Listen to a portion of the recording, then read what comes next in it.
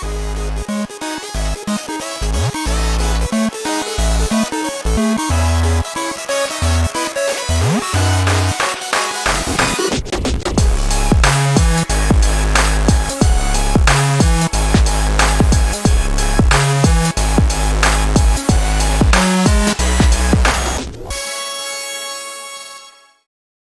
everybody. Welcome to another exciting episode of Jimmy's Jambox. We're here. We're back at it again, and we're going to get on into it. But before we do, as always, please make sure to like, subscribe, push all the buttons, do all the things. You know, I don't know where they are, but you do, and I trust you. With that being said, here's a quick word from our sponsors. Organic herbs and botanicals, skincare and edibles, wellness for body and mind. The Brothers Apothecary. Fine teas and remedies. Ronald Records. From indie gems to classic hits, discover the heart of local music. With live shows all the time, up close and personal, and regular releases on their in-house label. Ronald Records. Supporting the community, one track at a time. All right, thank you all so much for watching again. Shout out The Brothers Apothecary, Ronald Records, and Portland Water. Thanks for keeping us hydrated. And with that being said, let's go ahead and get on into it. Here is today's guest. Yo, what's up? It's Refugio. Hello. Thank you so much for joining us. Yeah. Why don't you tell us a little bit about, who you are, where you're from, what you do, give us that Tinder profile of your involvement with music. Yeah, my name's Refugio. I'm 23. Like long walks on the beach. Like long walks on the I actually do, and I just came back from one 4 days ago. Oh, okay. But okay, hell yeah. I like to get out there. Yeah. Been doing music for 12 years. Don't feel like it, but yeah. Hey, that's a good amount of time. What got you started in music initially? I always liked music when I was younger. Probably I started getting my uncle to torrent me some some music on my MP3 player when I was 6 or 7 or something. But I first started my older cousin who got me into hip hop. Mm-hmm. He had asked me yo, let's make some music, let's freestyle over some Nas beats and shit. Mm-hmm. And so that's when we did it. We did that. I think, I don't know, I wrote my verse. I don't know if he ever wrote his verse, but I just took it from there. Oh, okay. Yeah. Oh yeah. I was 10, I think, 11 maybe. And was anybody else in your immediate household musical at all, or were they just fans of music? I mean, not really. My parents, they listen to music, but more traditional Mexican music, corridos and stuff like that. So not hip hop and stuff. I gotcha. It was kind of a me thing. I kind of dove into it myself with my friends and my cousin. Okay, cool. And then because you started, you said you're 23 now, you started 12 years ago, so you started pretty young. Yeah. I guess we'll kind of dig into what really made it bigger for you in a second, but what was the earliest moment where you started to record music? Well, I remember I uploaded a YouTube video. It's probably out. It is out there somewhere. I watched it 3 years ago. I was I wrote a rap over. I think it was Prime Time by Kanye and Jay-Z off the Throne, and that was I was 11. So I don't know. That's not technically recording. Yeah. But that does count as capturing it and being able to review yourself. So yeah. I don't know what compelled me to be yo guys, you guys need to hear this. It was not. It could have happened good. That was definitely a generational thing, in that moment to capture it and let it be there. That's true. Oh yeah. And then before we get into more of what you're doing with music now, I do have a couple foundation questions I like to check in with everybody on. And this first one is one we ask early, it's one we ask often, and it's definitely a crowd favorite. What was the first album you ever bought with your own money? I'm pretty sure the first thing I thought of was not what it actually was, because it was two separate occasions where I had when I was in 6th grade, so I was like, I don't know, 11 or 12, I bought like a bunch. Like I went on a spree, like, but that wasn't the first time. The first time I was at some like pawn shop, and I was like, I don't know if I was 6 or 7. It was one of those two ages, because I remember the house I was living at. And I got Late Registration by Kanye. Okay. And Dangerous by Michael Jackson. Those were the first I remember. Starting out with quality jams. Yeah. No, those I like remember I ripped those to my like PC, my the tower PC. I like ripped those albums onto that computer. And that's like the only music I listened to for like so long. Like, I mean, that's good music to listen to. You know what I mean? Especially at such a young age. I mean, shout out to your parents for letting you listen to Late Registration. But I don't know. It's kind of hard because I'm like, I don't know how much they understood of what I was listening to. I guess that makes sense. I mean, they speak English, but like it's different, especially when it's hard like, to keep up with. When it's super melodic and like, exactly. Okay, I guess that makes sense. Yeah. And then what was one of the first live shows you ever went to that was like specifically one you wanted to go to? Yeah, it was St. Pablo tour, Kanye as well. Okay. I'm seeing a theme here. Yeah, unfortunately. Hey, that's, I mean, unfortunately, yes, now he is not the most ideal candidate for a human being, but it's hard to say that he didn't make a big impact in music. Yeah. 100%. Yeah, that was the first one. Actually, funny enough, it was supposed to be Anderson .Paak, but I tried to buy a ticket for it, and I was 15 on Craigslist trying to buy tickets, and I got scammed. Oh no! They're like, "Hey, send me through Google Pay, and I got you." And I was like, "Okay." And then they just like blocked me. Oof. But I just saw him performing that album like 2 weeks ago. Okay, he did like a tour where he performed the Malibu album. Yeah, hell yeah! It was like full circle, but it was Kanye. Okay, hey, I mean, those are both. I'm sorry you got scammed, but I'm glad you still got to see it happen. Yeah, it made it better. Yeah. Yeah. And then before we officially get into you in the present day, do you have a defining moment where you decided you wanted to take music more seriously? I don't know, because I think like my music journey kind of like was in like, it came in like chunks. Like there was time where like I didn't make music a lot, and then I kind of came back to it like after a certain amount of time. Okay. Like I remember there being like year or two long periods where like I wasn't making anything, but I think most recently it was like 2021 when I first like really started being like, okay, like I've always been making music, but I had to release shit. Like, gotcha. Okay. Yeah. Oh yeah. Well, then let's go ahead and let's get on into you in the present day. We are going to get a super easy one out of the way. How'd you pick the name? So it's my real name. Oh, okay, cool. Hell yeah. Yeah.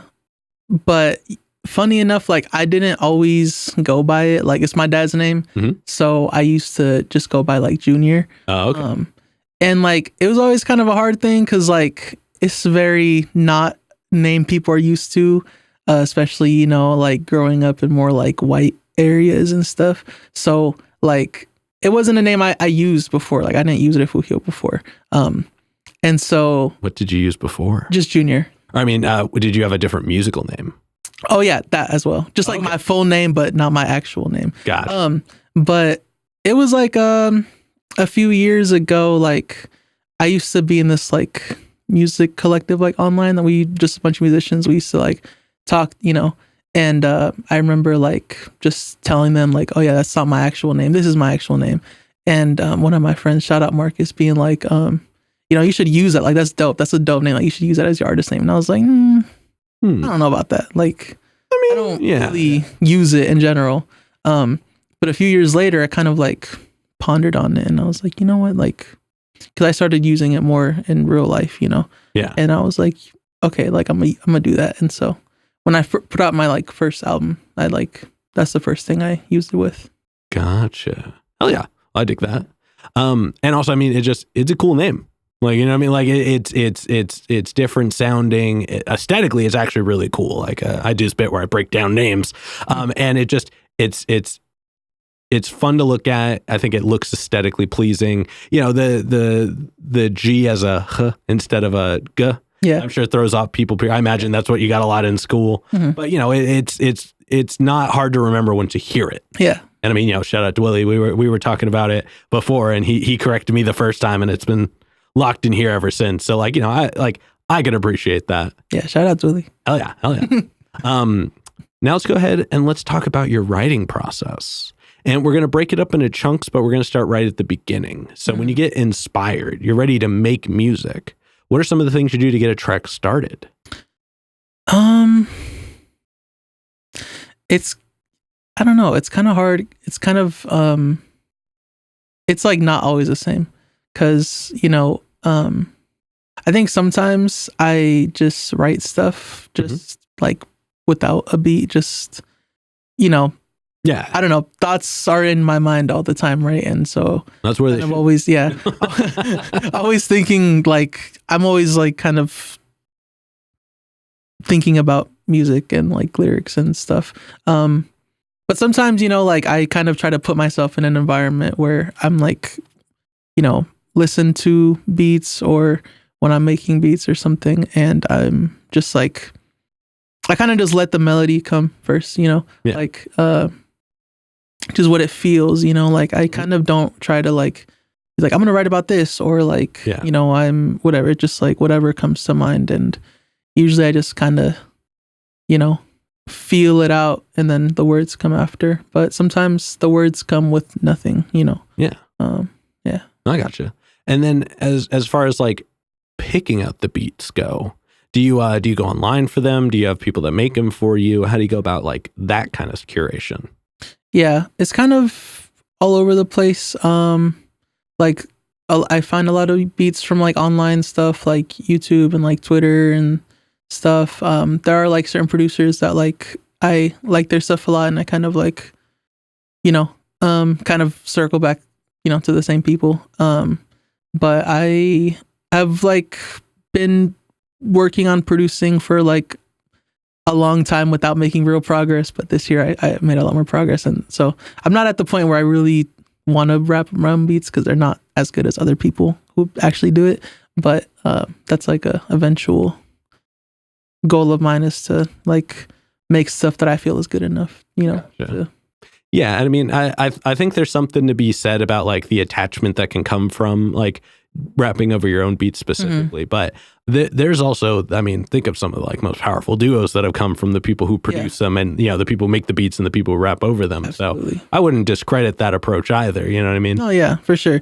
It doesn't make you better or worse. It's just like, you know, it's fun when you can really like pick exactly like what like a, you know, I don't know. It's more personal. Very much so. Or at least you can do the same with other people's beats. Yeah. Or like, I think it's one of the things where it's like, if you can have the person in the room with you all the time, then it kind of achieves the same thing. Yeah. But nowadays it's hard to get a person in the room with you all the time. Yeah. And so like, if you can make that connection, it's cool. But if not, being able to make your own beats, as long as you're fine with the process. Yeah. As long as you find it enjoyable, because that's always like my gripe is like for the people who are like, oh, I've got to do everything. Yeah. And you're like, you don't have to, but if you like it, why wouldn't you? Like, there's a lot of fun in the creation of music. It's just like different times. Like sometimes you don't always want to have to make your own beat. Sometimes it's just like, cause like I also mix my own music. So it's like just adding another step in the process where I'm like, I'm already going to do that. So yeah, no, focusing on the parts of it you like the most. Is where you grow with the strength. Yeah. Especially when it can be discouraging when you're like, oh man, this beat kind of sucks. Or like, I know I could get someone else to make this kind of thing, but better, you know, it's like, why am I going to waste my time? I mean, it could be a cool way to like build a beat around like the vibe you're going for and then bring it to somebody once you have your thing and be like, hey, build out from around this and see where they go with it. And that'd be a cool way to kind of like you start it, they finish it, and you get to feel what steps you could take next time to build out. So that'd be a cool way to do it. I haven't done that yet, but just everybody watching at producers that he should collaborate with after he's already produced some of it. That'd be nice. And as far as like putting the words together, because I know you said sometimes you kind of just let it happen. Do you freestyle? Are you a pen and paper kind of guy? Like how do you go about like getting the words into a recorded space? I'm so bad at freestyling. I definitely write everything. Okay. Well, not like everything. Sometimes I will freestyle and kind of like take some words, pick words out. Yeah. But yeah, I'm like slow writer. Like if, you know, you were to tell me like, oh, let's, you know, I'm gonna play this beat, we're gonna have a song in 30 minutes. I'm like, dude, you just might as well just not. No, I'm not gonna do that. Like I can't. I think I overthink stuff a lot. So, but it's like intentional. Like I try to be intentional. Like I don't try to, you know, use like fillers and just, you know, say the same thing. Like, you know, I try to be intentional with it. And, you know, honestly, checking out your music, that's very apparent. You know, I jumped on ye old Spotify, and you have music going back to 2021, and your sound sonically is really fresh. Like your delivery is passionate.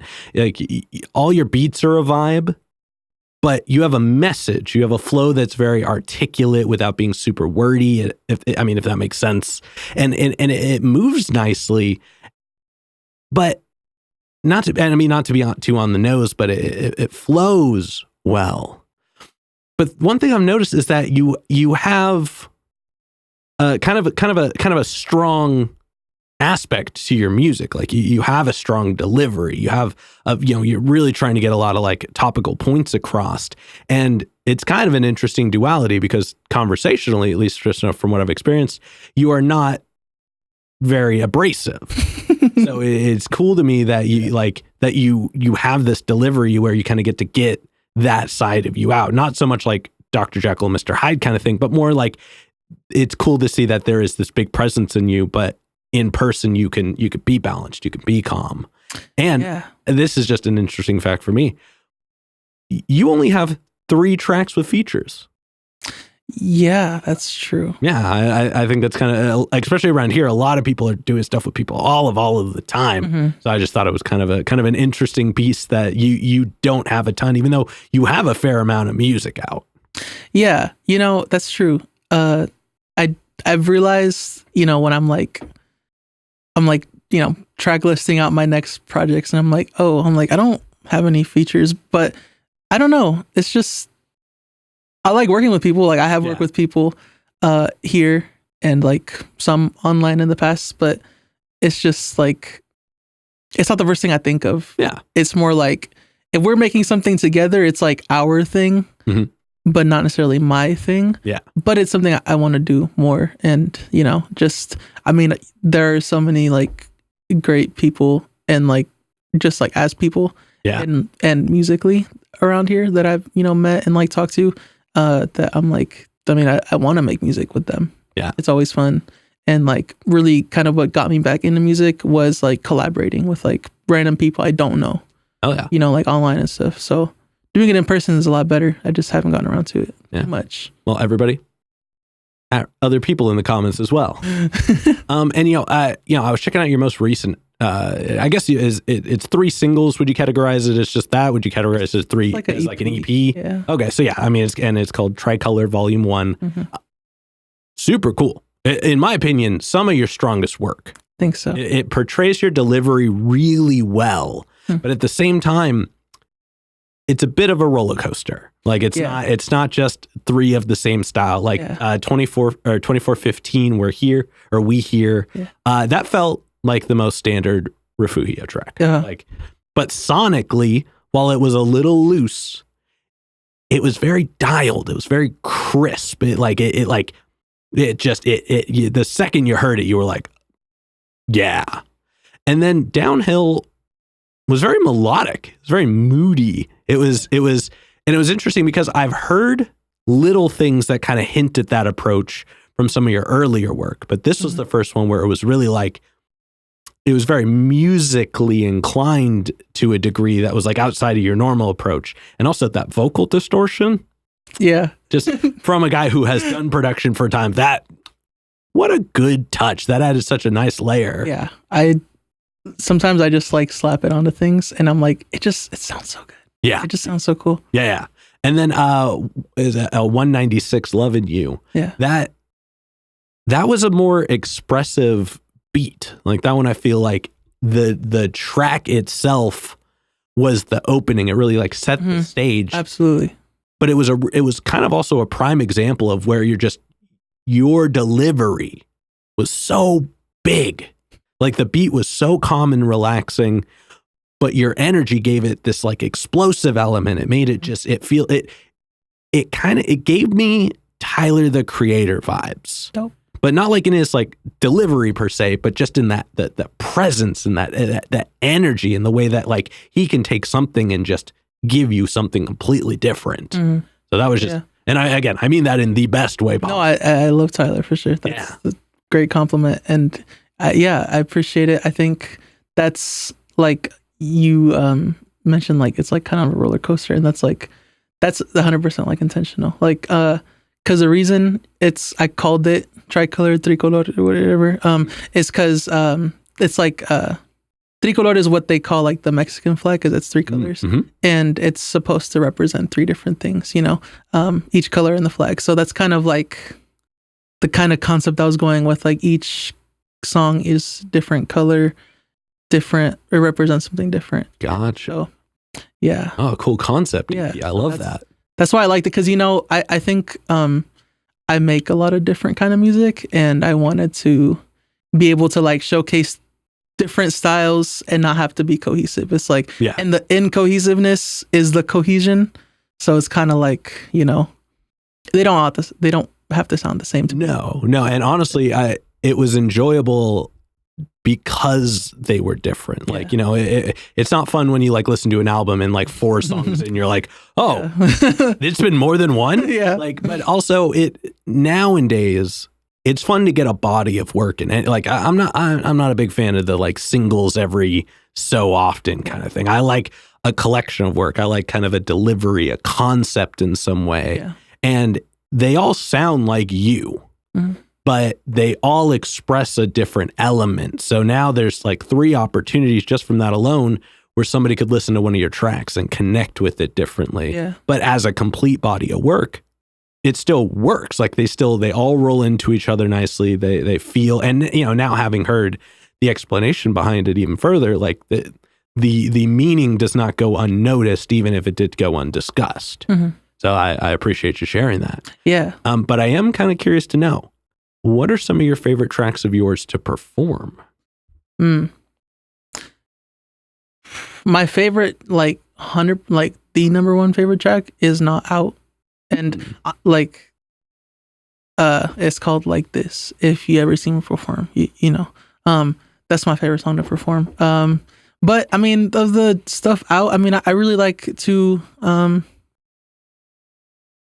actually, I feel like, okay, the thing is, right now, when I do like a set, it's all like unreleased stuff. I don't really perform music I've released because I feel like my best music is not released. Yeah. It's good. I like it. But most of the stuff is not released that I perform at the shows.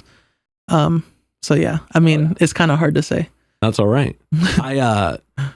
If I were going to go see you live at some point in the near future, I would definitely love to hear Dear Life Key. Oh, okay. That one, I like performing Key. I performed Key at the last, actually, I performed at the last show I did. Okay. Hell yeah. Key is fucking. That's a fun one. Like, I'm not going to get into it. I've already talked too much in general. I want to get back to you, but definitely a cool experience. But now let's zoom out. Or actually, before we zoom out, let's talk about some of your unreleased music. Okay. What can we look forward to, like stylistically? What can we look forward to for stuff that's going to be coming out soon?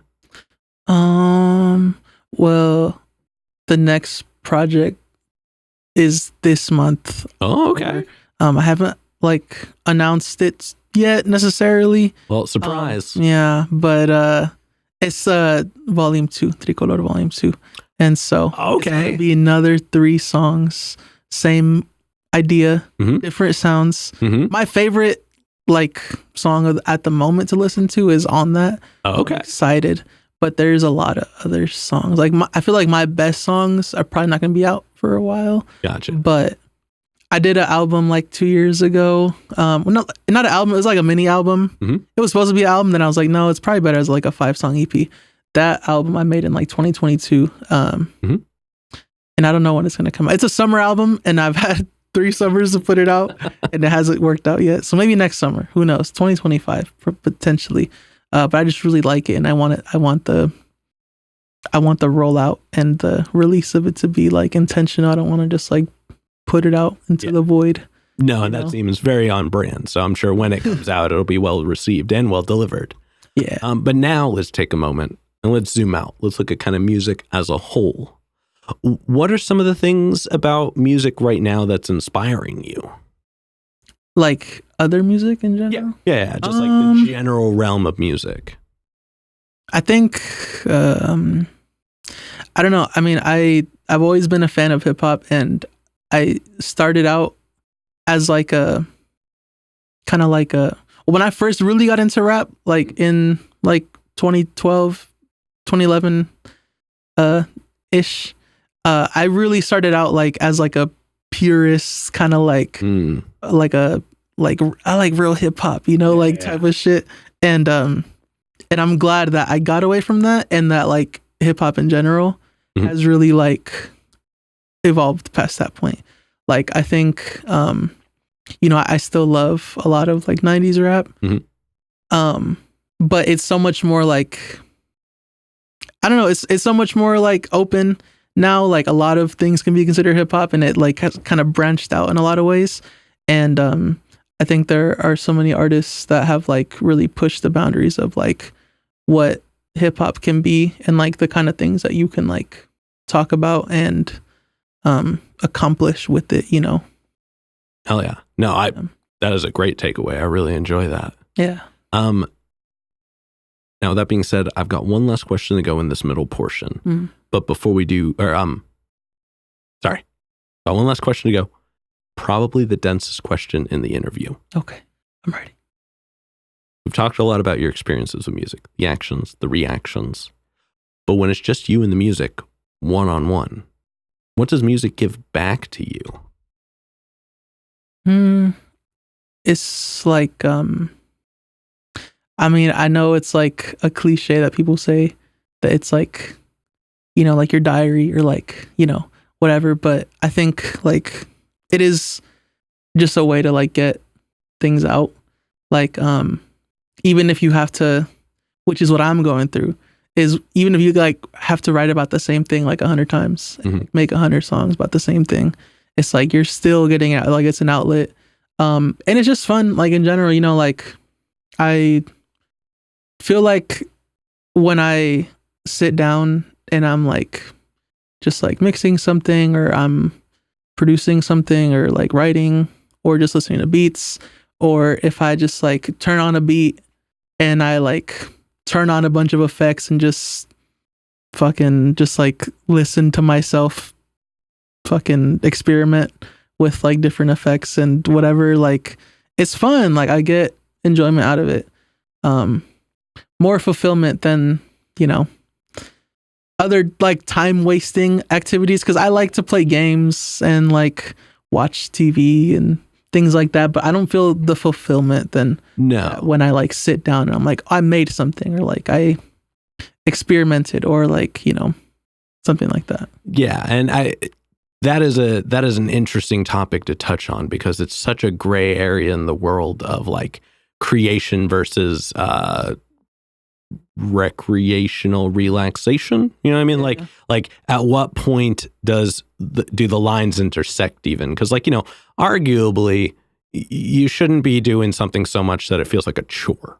Yeah. Like if you're putting 1,000 million hours into your craft to the point where like you feel every time like you're like, ugh. Yeah. Like, but at the same time, there is effort in the exercise, there's in putting in the work to where like when you're done, you're like, whew, I can wipe the sweat off my brow. I made something. Yeah. But then also, at what point is relaxing too much relaxing? You know what I mean? At what point have you played, is 3 hours of video games versus 4 hours of video games a big line, in the reality of time? And so, at what point, like, do you need to step away from your thing to do your other thing? Yeah. Yeah. Yeah. It's because like, it's not always like you're choosing to not do something you enjoy. Like, I know it's something that I go through, and like I have friends who enjoy creating things where it feels like sometimes it's just hard to like sit down and be like, I'm going to do this thing I know I like. Yeah. But like there's just like this mental block where I'm like, it's easier to just go like turn my brain off and like play some video games. Yeah. Versus like do something I actually enjoy. You know, weirdly enough, and I don't quite know why, but it is definitely a thing that I'm trying to just like will myself out of, you know. You know, it's interesting too, because it's definitely, I mean, on a certain degree, it's societal. Mm-hmm. You know what I mean, on a certain degree, it's something where it's like, it's been happening for so long that's just kind of built into the process at this point. And I mean, yeah, the addition of screens everywhere, all of the time and things like that. Yeah. But I don't usually talk about me a lot, so I'm sorry I'm railroading your episode here. But for the creation of this show, like, you know, I don't talk about this a lot outside, but I do 4 to 9 interviews a week. I edit 6 to 7 nights a week. I got rid of all my streaming services just because, like, I've like, even though it's very meticulous, it's very consistent. It's very much the same process in the editing side of things.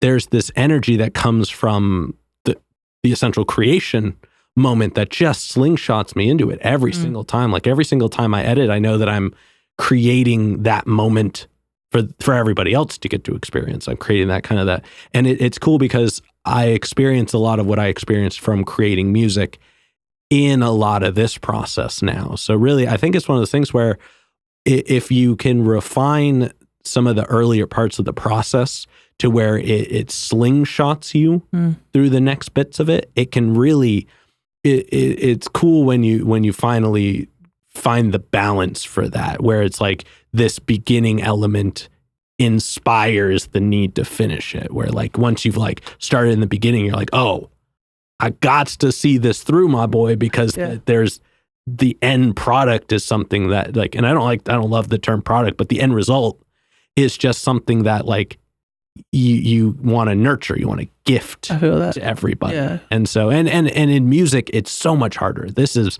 fortunately formatted in a very particular way, but also, you know, I put out 5 of them a week. And so for a guy who doesn't like singles regularly, you know, I know that I'm a little bit hypocritical in that respect. That's true. So in music, it's got to be harder because you are pouring in emotions. You're not hearing somebody. You're not helping somebody else portray their words. You're creating this energy. You're creating these moments for people to experience with you that have to be steeped in metaphor. They have to be steeped in presentation. They have to be limited to a few minutes. Yeah. And so that's a lot tougher.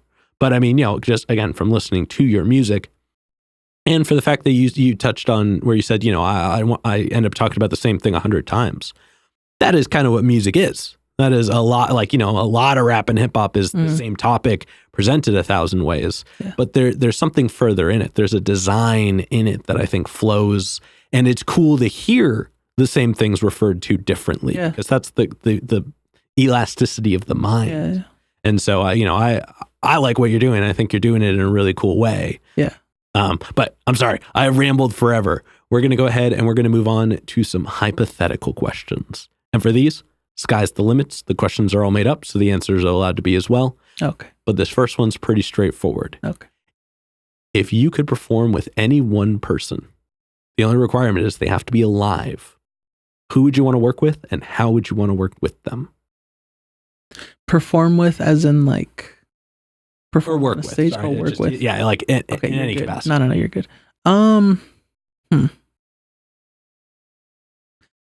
don't know. That's hard because I know my favorite artists, but I'm like, I don't know who exactly I'd want to work with, because I would say maybe, I don't know. The first people that came to mind were Kendrick and Frank Ocean, which are like probably my 2 favorite artists. But I think in terms of working with, I feel like I would love to work with D'Angelo. Okay. Because just the band element. Like I know if I'm working with D'Angelo, he's gonna have, I mean, I would assume have a whole band and like live instruments and some real like fucking soul stuff, you know? No, that would actually be a really cool experience. That'd be fucking crazy. Hell yeah. Yeah. Although now I want Kendrick and Frank Ocean in a room together. Yeah. Well, Kendrick, Frank, We can probably write that off, to be honest. It's probably not going to happen. I mean, yeah. Like, they've probably been in a room together, but we probably never hear it. I mean, Frank, we need another album, please. Yeah, I gave up on that dream. We'll see. We'll see. Daft Punk did it. He could do it. That's true. And D'Angelo did it. True. That was like 13 years. Yeah. Okay, never mind. Hope restored. Yeah. Okay. And then subsequently, who's a local artist that you're aware of that you haven't gotten to connect with yet, but you would like to? Okay. Funny enough, am I allowed to talk about what's going on? Yep, okay. go ahead. Funny enough. Here. Okay, well, both actually. Okay. It's funny because so I wanted to work with Off.brand. Oh, yeah. Fell through. Off.brand. And shout out to Off.brand. And Twan is like one of my favorite. Oh, hell yeah. Shout out to out here in the city. I don't think we met yet, but I fucking love his music. And big fan. I think he's fucking really good. Like cadence, Mm-hmm. flow, it's all there. Oh, very much so. Ironically enough, I mean, what a coincidence, just happens to be 2 of the 5? 4. All right, 4. 2 of the 4. 4, that's and right. you make the 3rd. Which actually, I know we've been hitting that real hard. We'll wait until what you got coming up next to tell them officially what it is. But y'all want to stick around for a few more minutes. Or till the end of this episode, because you're already here. Prefer. For this next one, like I said before, sky's the limits, but it's pretty literal in this sense. If you could perform anywhere in the world, and you wouldn't have to worry about crowd access or building stability or power, it was guaranteed the best lineup, guaranteed the best show. And it doesn't have to be a venue. It could be anywhere. Where would you want to perform? That's a crazy question. I don't know. I think we should just like do some crazy shit and like okay, I got my answer. Estadio Azteca in Mexico City, the big soccer stadium. Mm-hmm. It's like historic stadium. Yeah, I know they do shows there. I think they probably are fucking crazy. The stadium's huge. It's like one of the oldest stadiums like in North America, maybe the world. Probably not the world, but in North America at least. I think Rome has it beat by a little bit, maybe. Yeah, maybe. a little bit, just a smidge. But who knows? I don't know. I'm not a historian, so I couldn't speak on that. Yeah. Oh yeah, well, that'd be rad for sure. I think I feel like growing up is like a mythology around it. Yeah, because of the like Mexican soccer stuff. But yeah. Hell yeah, that would be rad for sure. Yeah. And then to wrap up the hypothetical questions, if you could get one more album from anybody, they could be alive, they could be dead, they could have not put out an album in 100 years. They could have put out an album yesterday. And we already said Frank Ocean, so it can't be Frank Ocean. Okay, it can't be Frank Ocean. That probably would have been my first. I mean, like, I gotta like weigh my options because like I could say someone, but there might be more likely to put out an album. Like you could say whatever you want. Kendrick, but like he's probably gonna put out another album. Probably. So I would say D'Angelo. Okay. Because it's been like 10 years at this point. Yeah.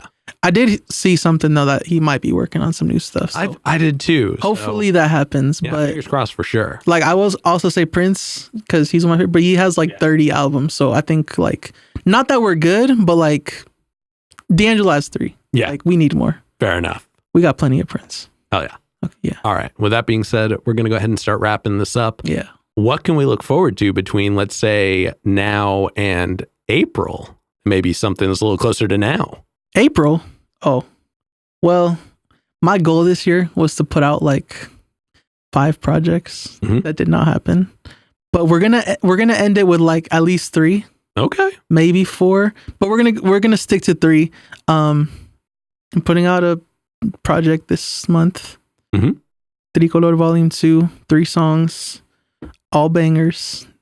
Not like bangers in the sense of like rattle my trunk, but like they're good songs. Yeah, they're a fire track. They're good songs. And then I have another one in the vault, another EP, and some singles. I have also like a bunch of just like verses and like song ideas I wrote for the past few years, and I just want to like record them and release them just like on Instagram and stuff. So I'm trying to put out a lot of music because I just have it and I want to put it out, and I'm tired of it just sitting there. Oh yeah. Hey, you're pulling a T-Pain with the Everything Must Go volumes 1 and 2. I did see, yeah, I have seen that though. Do you have any cool shows coming up soon? Cool, no. Amazing, revolutionary, groundbreaking, earth-shattering. Yeah, October 26th. You feel me? It's about to go down. We got a crazy lineup. Nosi, fucking lyrical mastermind, off-brand, Swan, yours truly, hosted by D. Dwilly. Yes, sir. Live art by Edward Bernier. Yeah, star-studded cast. And now, thanks to you being here, everybody's been on the show and has an episode. So you can check them out after this. Perfect timing. But we're still talking about you. And then any other plugs, I'm sorry. Why don't you go ahead and look at the camera? Tell everybody how they can find you. You can find me on Instagram. Usually what I'll tell you is my name on Instagram is Refugio Raps.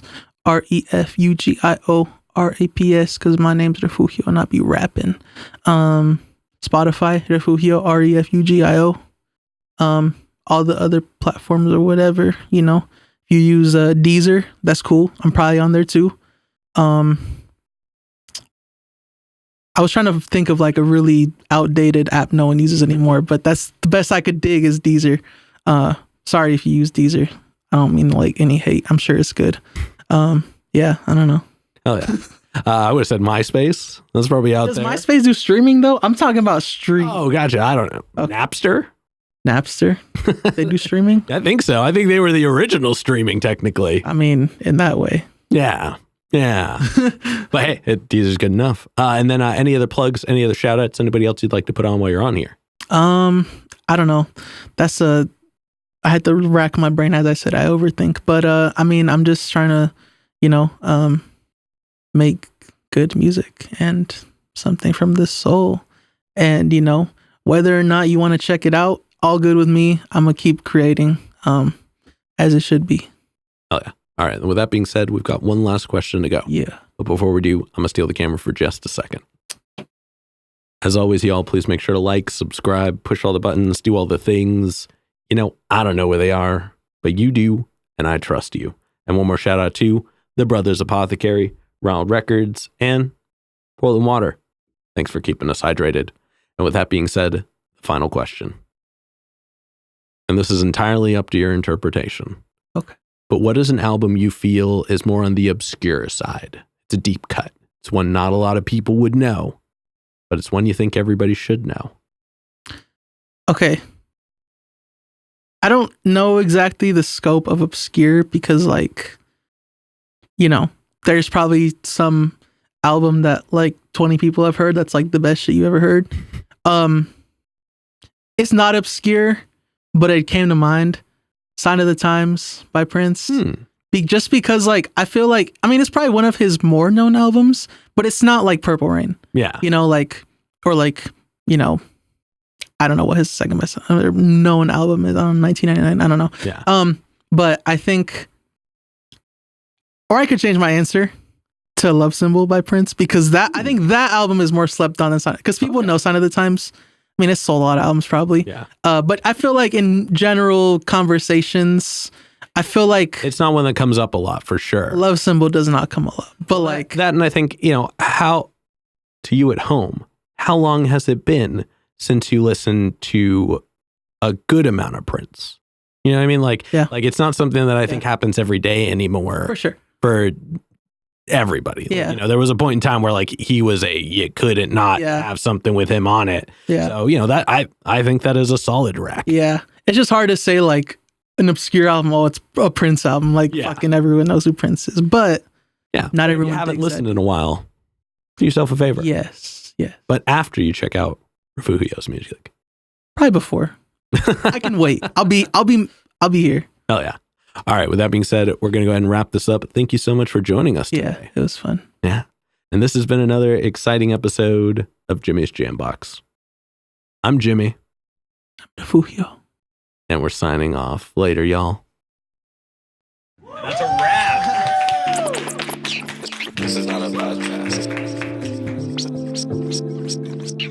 This is a show.